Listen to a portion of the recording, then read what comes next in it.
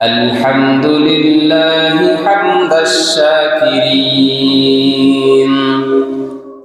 والصلاة والسلام على سيد الأنبياء والمرسلين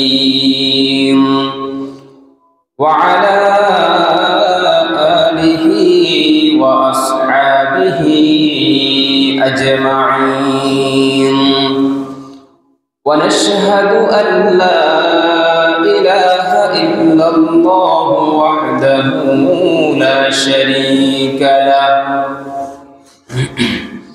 ونشهد أن محمدًا عبده ورسوله أرسله إلى كافة الناس بشيرًا ونذيرًا وداعيًا إلى الله بإذنه وسراجًا منيرًا أما بعد فقد قال الله تعالى في كلامه المجيد وفرقانه الحميد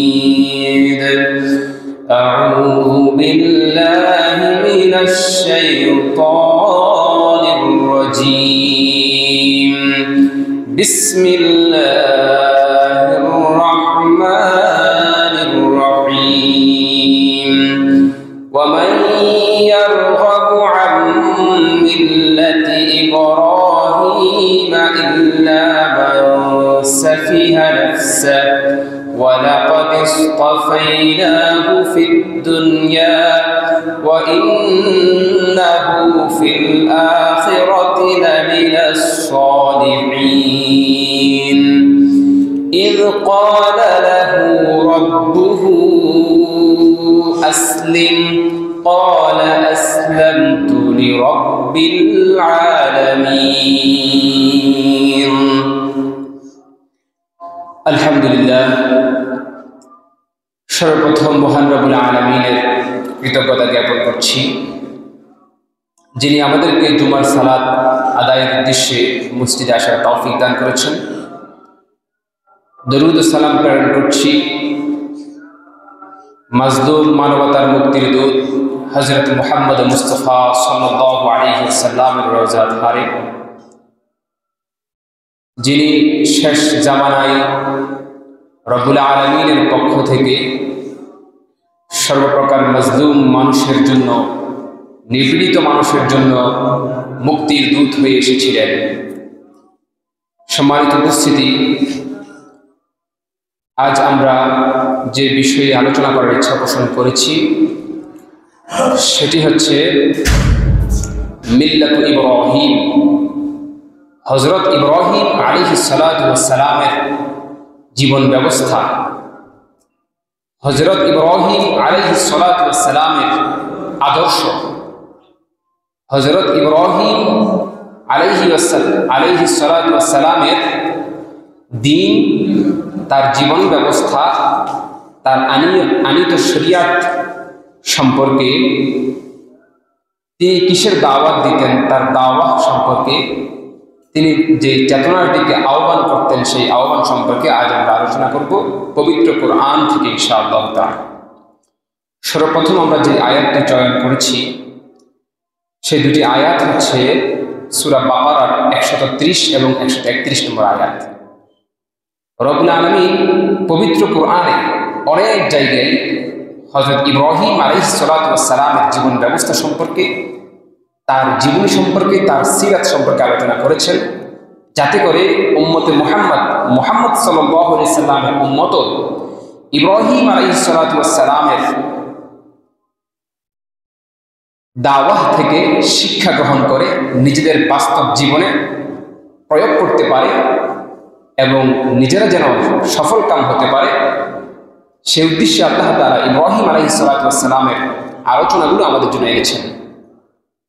আল্লাহ তাআলা বলেন সূরা বাকারার 133 নম্বর আয়াত, ومن يرغب عن ملة إبراهيم إلا من سفه نفسه ولقد اصطفيناه في الدنيا وإنه في الآخرة لمن الصالحين। আর যে নিজেকে বোকা বানিয়েছে সে ব্যতীত আর কে আছে যে ইব্রাহিমের মিল্লাত তথা ইব্রাহিমের আদর্শ থেকে বিমুখ হবে? নিশ্চয় আমি তাকে পৃথিবীতে মনোনীত করেছি এবং সে পরকালে সৎকর্মশীলদের অন্তর্ভুক্ত।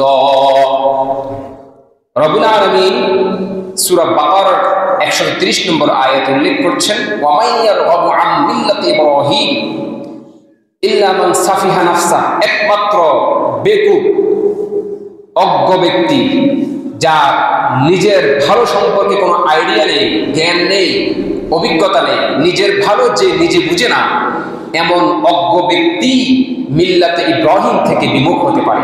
সুবহানাল্লাহি ওয়া বিহামদিহি। তাহলে রব্বুল আলামিনের কাছে মিল্লাতে ইব্রাহিমের খুব বেশি গুরুত্ব আছে।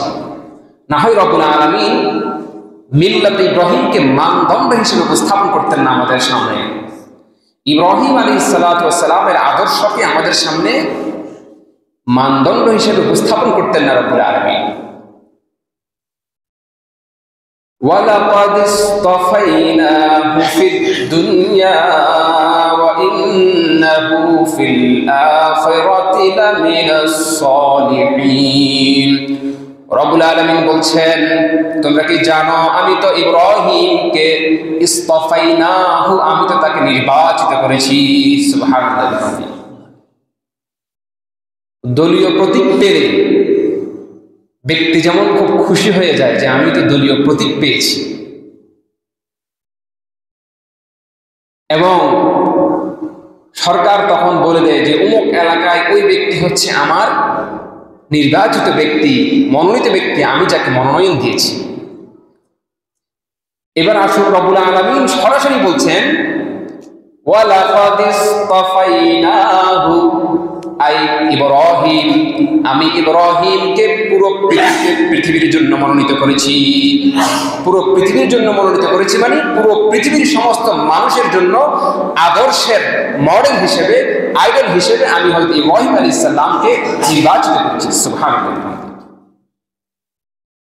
ওয়া ইন্নাহু ফিল আখিরাতি লামিনাস সালিহিন, এবং ইব্রাহিম আলাইহিস সালাতু ওয়াস সালাম আখিরাতে পরকালের জীবনে সৎকর্মশীল বান্দাদের অন্তর্ভুক্ত হবেন।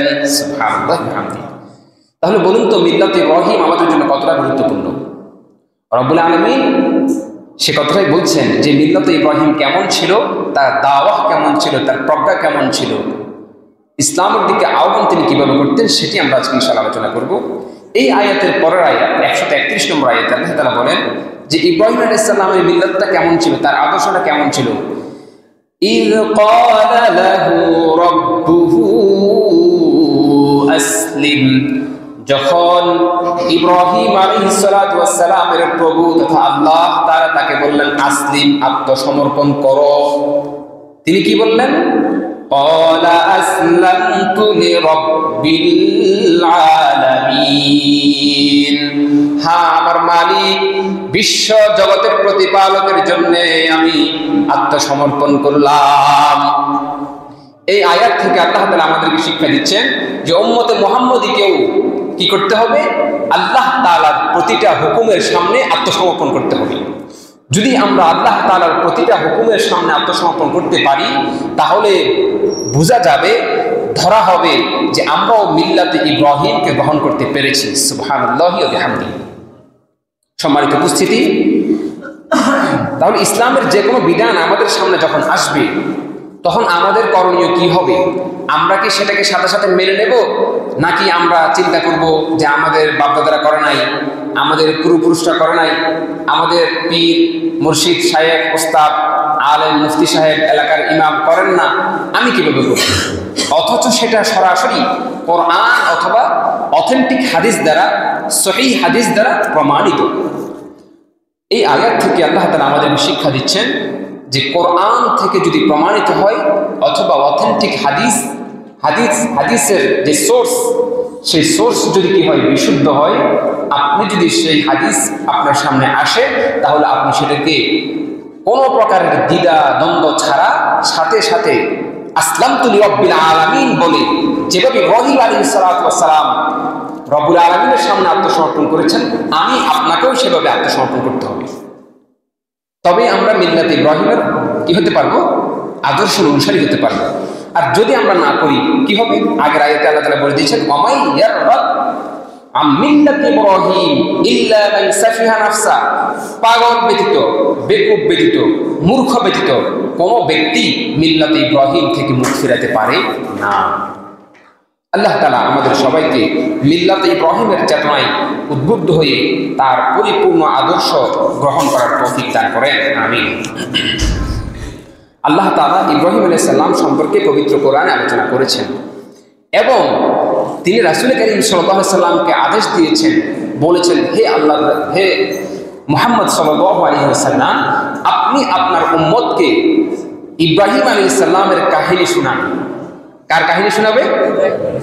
ইব্রাহিম আলাইহিস সালাতু ওয়াস সালামের জীবনী সম্পর্কে, তার মতাদর্শ সম্পর্কে, তার মিল্লাহ সম্পর্কে শোনান। আল্লাহ তাআলা সূরা মারইয়ামের 41 নম্বর আয়াতে বলেন, ওয়াযকুর ফিল কিতাবি ইব্রাহিম ইন্নাহু কানা সিদ্দীকান নাবিয়্যা। হে মুহাম্মদ সাল্লাল্লাহু আলাইহি ওয়াসাল্লাম, আপনি এই কিতাবে ইব্রাহিমের কাহিনী স্মরণ করুন। স্মরণ করুন মানে আপনি আলোচনা করুন, আপনি এই বিষয়টি স্মরণ করুন, আপনার উম্মতকে স্মরণ করিয়ে দিন। নিশ্চয়ই তিনি ছিলেন একজন সত্যবাদী নবী। সর্বপ্রথম আল্লাহ তাআলা ইব্রাহিম আলাইহিস সালাম সম্পর্কে বলছেন যে তিনি একজন সত্যবাদী নবী ছিলেন। তিনি একজন কি ছিলেন? সিদ্দীকুন নাবিয়্যা, একজন সত্যবাদী নবী ছিলেন। إذ قال لأبيه يا أبت لم تعبد ما لا يسمع ولا يبصر ولا يغني عنك شيئا। আপনি ওই কথাটি স্মরণ করিয়ে দিন আপনার উম্মতকে, যখন ইব্রাহিম আলাইহিস সালাতু ওয়াস সালাম তার পিতা, মূর্তি পূজারী পিতা আজরকে ইসলামের দিকে দাওয়াত দিয়েছিলেন। কি বলে দাওয়াত দিয়েছে, এই জিনিসটা আমাদের জন্য এখানে শিক্ষণীয় বিষয় আছে। কি বলেছে ইব্রাহিম আলাইহিস সালাম? ইয ক্বালা লিআবি, যখন তিনি তার বাবাকে উদ্দেশ্য করে বললেন,